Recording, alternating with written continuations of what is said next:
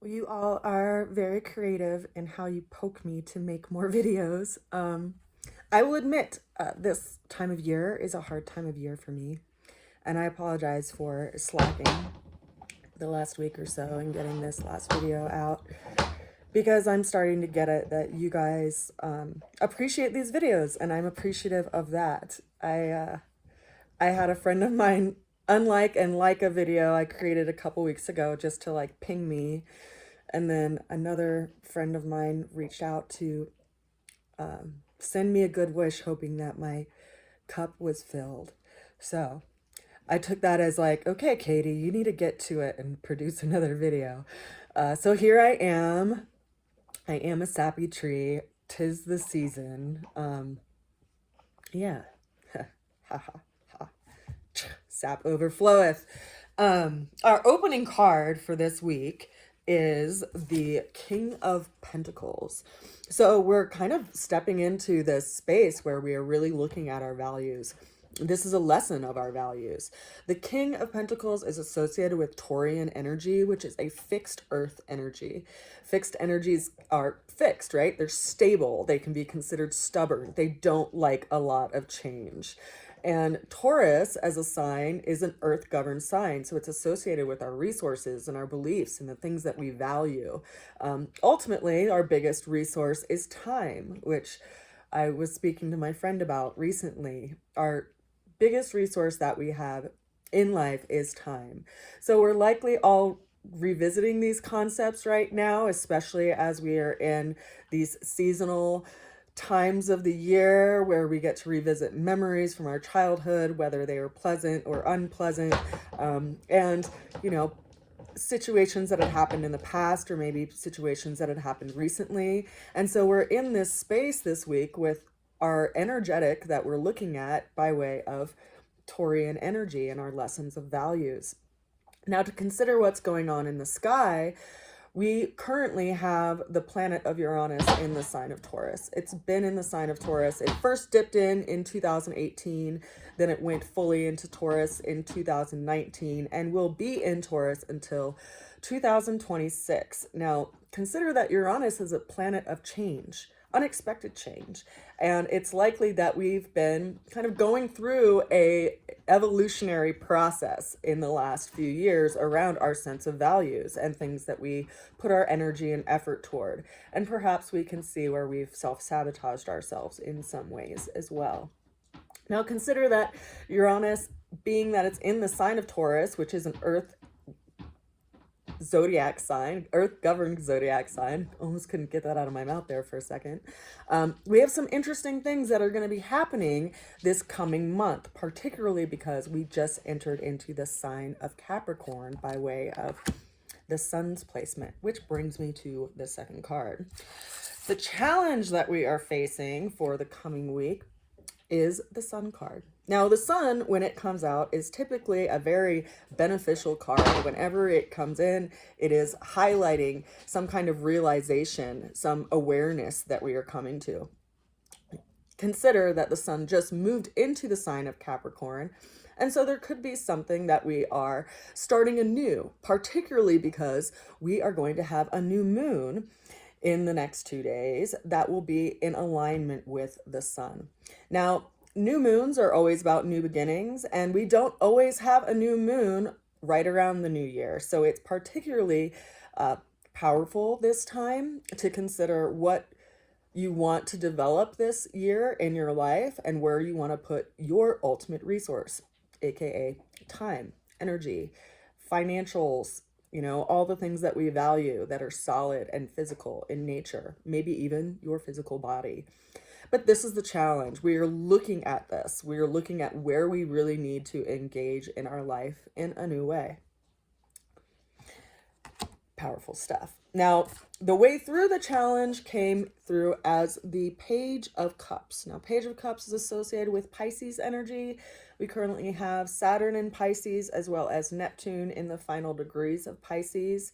That Neptune placement is at a sextile relationship with Uranus, so we could be letting go of some illusions and even possibly some dreams that we had that just aren't, you know, up to par, that aren't coming through for us right now, or in life. Like, there's this American dream that we've all been conditioned to believe is possible, and some of us are having the realization that, you know, having a house and a stable living situation, it could be a constant stressor.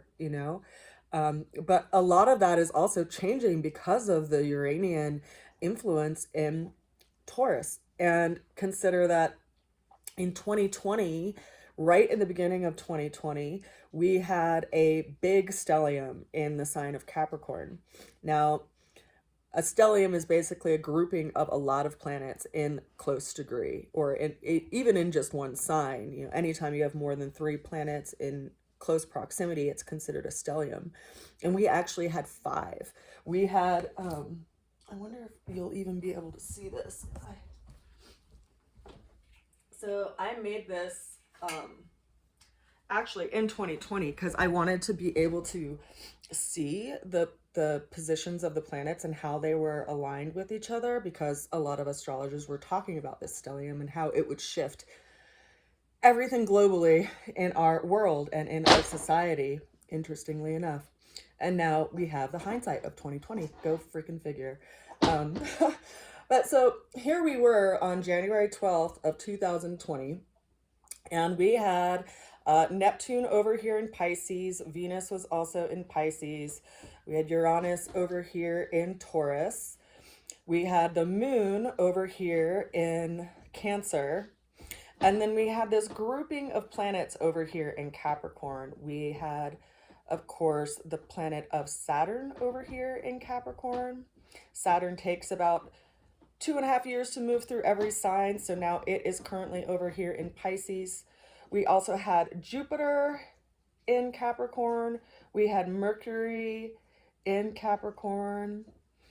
And then, of course, when we saw Mars move into this alignment in March and April, that's when we saw all the global shutdowns happen throughout the world, and where society kind of got put on pause and everyone had to go internal, so to speak.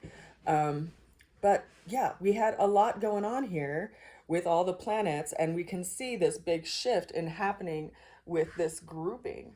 So what's most interesting to me, I guess, is the fact that when Mars came into this alignment, everything shut down. Now, the reason why I bring this up is because we are currently, having the sun revisit this space. The sun, of course, was in Capricorn as well because it was January 12th. But we currently have the sun coming into this alignment, and the moon is going to be in this alignment as well. Hence, a new beginning in whatever area Capricorn governs in your particular chart. So we'll see a lot of shifts happening in that way. And, back to this card that I was talking about with the Page of Cups, this is a Piscean card. So this is about reflection and intuition and looking at what we actually value in life by way of our emotional values, our values of spirit.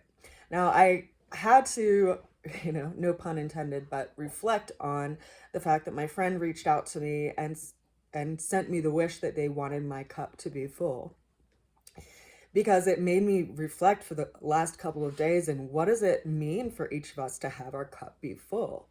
Because sometimes it can be full of things that we don't want in our cup, right? It could be filled with pain or sorrow. It could be filled with longing.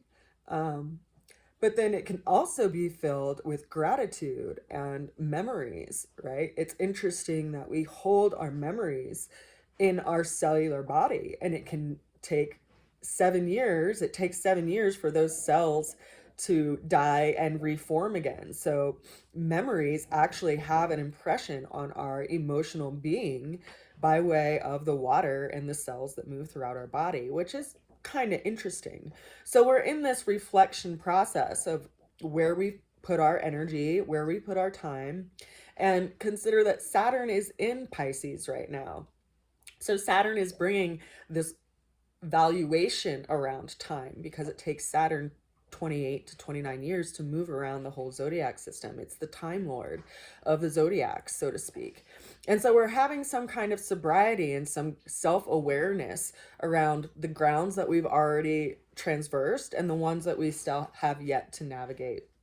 So I think that's kind of interesting. Now we have 3 other cards to walk through, the first of which for the ultimate outcome came through as the 10 of Wands. So this tells me that there's a lot of us that are carrying around a lot of, emotional burden and willfulness of burden. There's a lot that we are holding on to. And we see that by this figure in the card holding 10 wands in their hands, as if they can't say no to things. They're a duoholic. They have so much to do that they can't even see where they are walking toward and where they're moving toward in life. So they're overburdened. And I think it's time for us to set some of those wands down. Which burdens are you carrying that aren't actually bringing you an effort? Which ones can you not add into the fire to keep you warm at night? Which ones are actually self-sabotaging and possibly even combative toward yourself and parts of yourself that are really longing to be nurtured? Having this show up as one of our cards in the ultimate outcome, I think is poignant, and I will show you why. The following card is the Hierophant, and then the last card that we have for the reading is the 10 of Cups. So we have 2 10s showing up in the reading, which are cards of crystallization. And the one in between the two is the Hierophant. So this is our second major arcana of this week's reading, and this is about seeing where our faith really is and also having some kind of secret revealed. Now, the Hierophant is quite literally a spiritual teacher. And so there is something in the aspect of what we have been going through and what we've been observing in our own life that is providing some kind of teaching and some kind of lesson ultimately, because interestingly enough, the Hierophant is also associated with the sign of Taurus as far as the major arcana go. And we see that they're revealing some kind of truth to the 2 people in front of them. So there might be some kind of harsh awareness that we came upon this year, some inner reflection that was like the rough pill that we didn't want to swallow. And yet it's taking us back to that which we do want to develop and that which we do want to put our irons in the fire for, so to speak. And it is rather encouraging because we do have this 10 of Cups as our final outcome for this week, which the 10 of Cups is about happily ever after and what happiness looks like at this emotional kind of pinnacle of that we get to in life that has some kind of sense of relief. But I do try to encourage people whenever we see this card that what we consider as happily ever after, it may have been some kind of conditioning, and that might not be what happily ever after actually looks like for us. Maybe it's much simpler than what society would tell you that it needs to be, right? Maybe you don't need a $1 million house or a really expensive car or all kinds of gadgets and the newest gadget that comes out every year. Maybe happiness is something that's a lot simpler than that. And I think we're all revisiting that as we've had this span of time that Uranus has been affecting our values and affecting the world at large, so to speak. And so it reminds us to put our energy and our effort on that which actually nourishes us emotionally, physically, mentally, and overall in our spirit. So I do hope that you are remembering to tie your sails every morning. I know that this time of year is hard, not just for me, but for a lot of other people. And we have to, or it's really important to have the daily practice of putting your attention on those things that bring you joy, because this is the darkest time of the year. And as light returns, right, we actually do have the sun in this reading for this week, which is rather encouraging, even though it's showing up in our challenge. The things that we see, while they may be clarifying and sometimes might be harsh, They're lending a light to something that we needed to see so that we can put our energy in an area that can actually bear fruit. I send you all so much love. You've probably heard Yoda, aka Mr. Boots, enjoying his bone in the background. I did a little stuffed animal surgery yesterday, so all of his toys are back to working order with all their stuffing back in them, and he's just enjoying being warm inside because we have a lot of snow here in Crawford this weekend. But I send you a good wish and a lot of love, and I hope you are well and tending to yourself in this delicate time of year. I'll see you again soon. Bye for now.